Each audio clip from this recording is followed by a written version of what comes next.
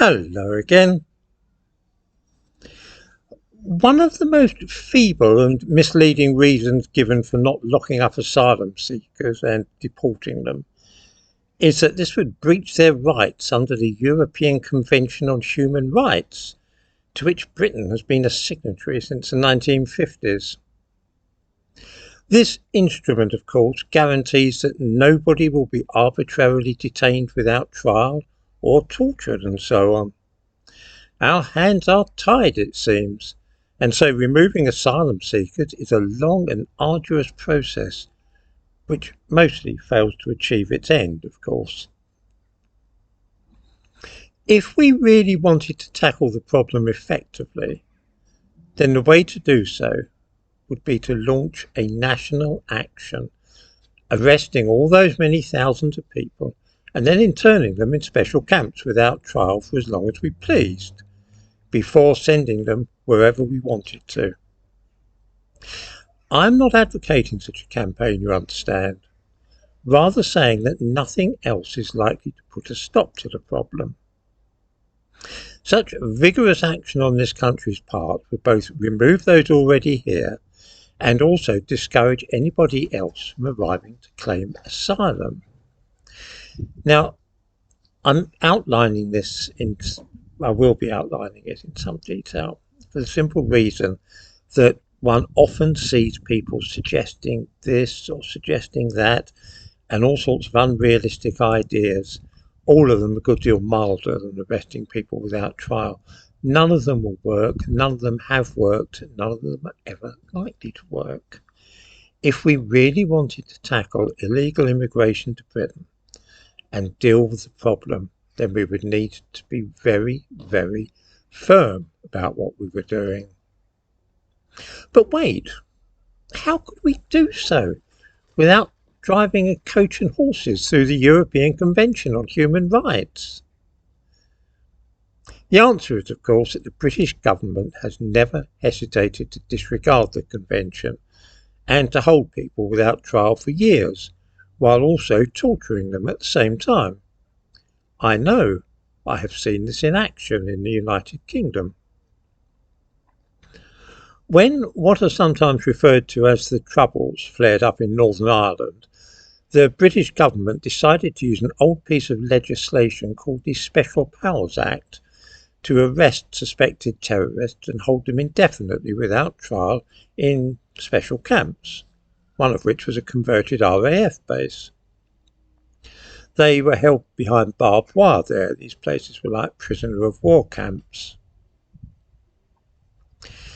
At 4:30 a.m. on the 9th of August 1971, the army went into action, lifting 342 men from across the province. Some of these men were then tortured in order to extract information about the IRA. This torture included what we now call waterboarding. We know that suspects held without trial were tortured because in the course of a television programme about the interrogation techniques used, the RTE television station in the Republic of Ireland came across some correspondence between former Home Secretary Merlin Rees and then Prime Minister James Callaghan. In a documentary broadcast in 2014, a letter sent by Rees in 1977 was revealed, which contained the following passage. It is my view, confirmed by Brian Faulkner before his death, that the decision to use methods of torture in Northern Ireland in 1971 and 72 was taken by ministers, in particular Lord Carrington, then Secretary of State for Defence. And there you have it. British citizens were arrested, tortured, and then held for years without any chance of being brought to trial. When a new law was needed to make sure that they couldn't be released, it was simply passed without any difficulty at all. In 1972, the so-called Troubles in Northern Ireland became so violent that direct rule from Westminster was introduced. A minister in London ran the province and regulated the use of various laws to try and suppress the IRA. On the 30th of March 1972, The Northern Ireland Temporary Provisions Act 1972 received royal assent.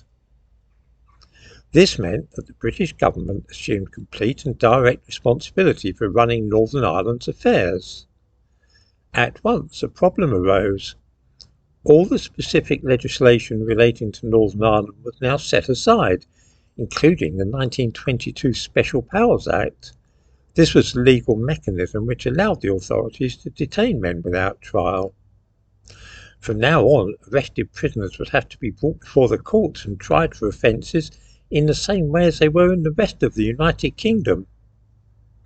This was unthinkable, and so William Whitelaw, the first Secretary of State for Northern Ireland, at once and without a second thought signed the Detention of Terrorists Order 1942, 1972, number 1632, bracket, Northern Ireland, 15, close bracket.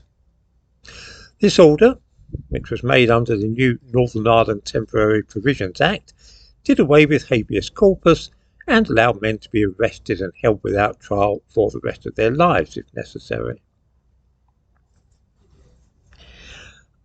I mention this to show that even though at that time Britain had for 20 years been a signatory of the European Convention on Human Rights, when it was felt necessary to violate the convention in a dozen ways, by arresting men, torturing them and then denying them the right to a trial, the government simply did so.